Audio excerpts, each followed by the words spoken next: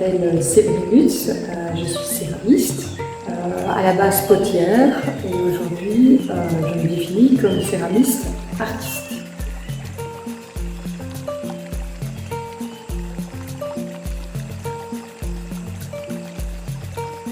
C'est charnel la terre, c'est naturel la terre, et déjà rien que quand on la tourne, elle nous raconte une histoire, on doit être en phase avec elle.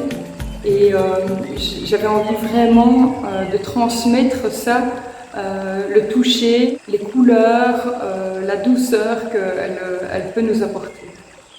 Alors au départ, j'ai une carrière de ressources humaines, dans les ressources humaines, et j'ai commencé en loisir au grain d'art. Et grâce au grain d'art, j'ai pu découvrir cette passion qui aujourd'hui est mon métier. La réflexion de changer de travail est venue d'un travail trop administratif et j'ai ressenti le besoin de travailler de mes mains. La céramique, c'était quelque chose qui est pour moi instinctif.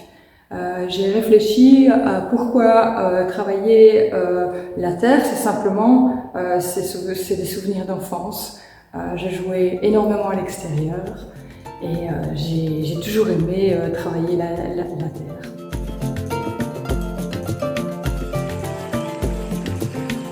Alors à la base, l'eau a toujours fait partie de ma vie. Ceux qui me connaissent un petit peu verront que l'eau a toujours été déterminant depuis que je suis enfant jusqu'à l'âge adulte.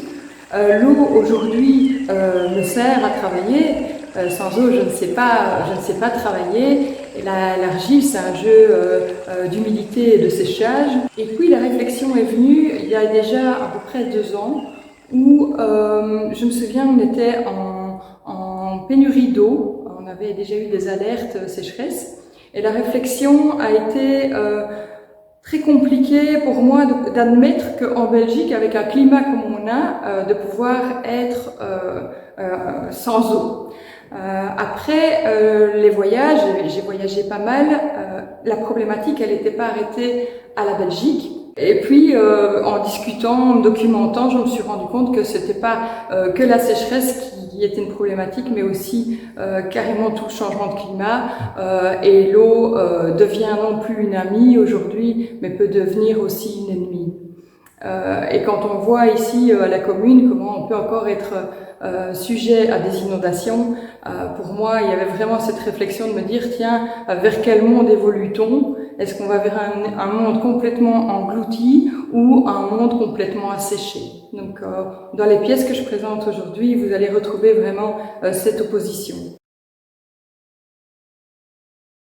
Alors à la base, je voulais mettre en avant une partie clairement inondée grâce à la texture des émaux et puis une partie complètement brûlée, asséchée grâce aussi au support comme le bois brûlé et aussi toute la réflexion sur les émaux plutôt très noirs, très foncés qui existent au Japon.